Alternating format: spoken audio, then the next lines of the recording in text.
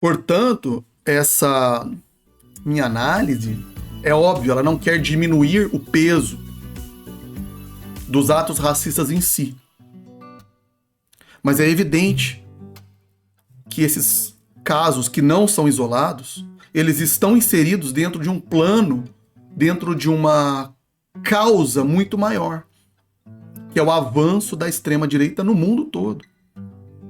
E que no caso da Espanha tem como seu principal representante esse partido, que dá voz, vejam que ironia, né? Vox, aos ideais e ideologias de extrema-direita, que são idênticos àqueles que nós vemos por aqui, no âmbito do bolsonarismo, aquele discurso já enlatado, que também está repercutindo em outras terras, inclusive nos Estados Unidos, na Itália, na Alemanha, em outros países aqui da América Latina, como no caso do Chile, que recentemente teve aí uma triste derrocada, né? Estão em vias de se reformar por meio de uma nova constituinte, a Constituição chilena, e quem está à frente disso agora é um partido também de extrema-direita, chileno. Ou seja, um fenômeno mundial. E por isso eu repito, atos de racismo, atos de extremismo, o avanço da extrema-direita não se reduz a esse caso isolado. Ele está muito mais próximo de nós do que imaginamos. E como eu digo, com aquelas ideias retrógradas, tradicionalistas, pátria, família, igreja, aquela mistura, né, da fé com da religião, com a política, com a fanatização das suas bases eleitorais. Um fenômeno mundial. E é nesse contexto que esse caso do Vini Júnior se insere. Porque, como eu disse, a questão mais importante não é saber se um determinado país ou povo é ou não racista. Essa questão nem precisa ser indagada. Basta a gente analisar, ver o que acontece no dia a dia. Isso está nos livros, está nos documentários, está à nossa volta. Basta a gente ter olhos e ouvidos para ver e ouvir.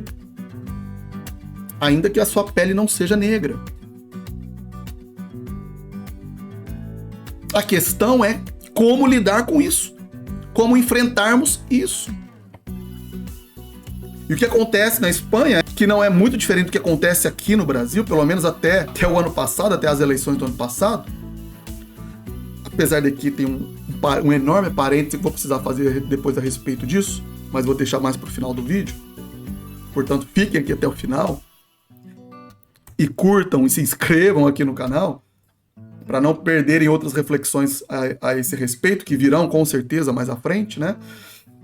Então, o que acontece na Espanha, e que não é diferente do que acontece, o que aconteceu, o que tem acontecido por aqui, é que justamente tem sido dada a voz, la vox, para grupos e partidos como esse, de extrema direita. E que tem no seu cerne, ainda que digam que não, né? Eles tentam ainda transparecer como defensores das tradições, da família, mas no fundo, o que eles são, ou o que eles defendem, ou o que eles acreditam é na supremacia branca, na divisão natural das classes, num reacionarismo disfarçado de conservadorismo, defendendo um passado de virtudes que não existe ou que nunca existiu, acreditando e visando adorar mesmo, determinadas figuras, indivíduos, como se fossem eles salvadores da pátria, da nação, da virtude, da moral. Que no passado já foi o Führer, que no passado já foi o Dulce, que hoje em dia é o mito, que hoje em dia é o empresário bem-sucedido, o Laranjão Trump, ou que é o Santiago Abascal, que eu não sei lá como eles chamam ele por lá.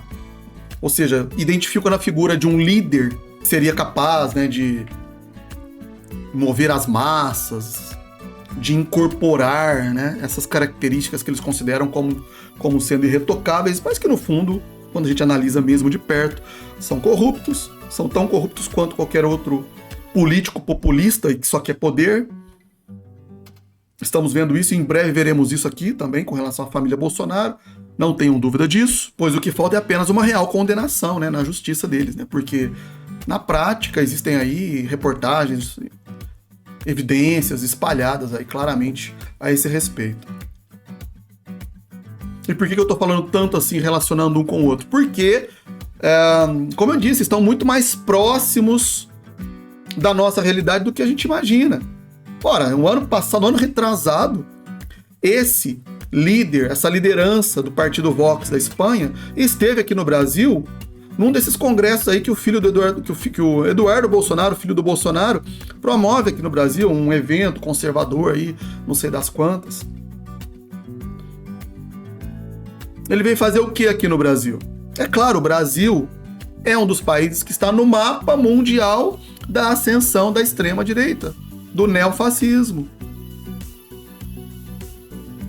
E os representantes desse movimento no Brasil, é óbvio, é a família Bolsonaro. Por isso essa enorme proximidade entre eles.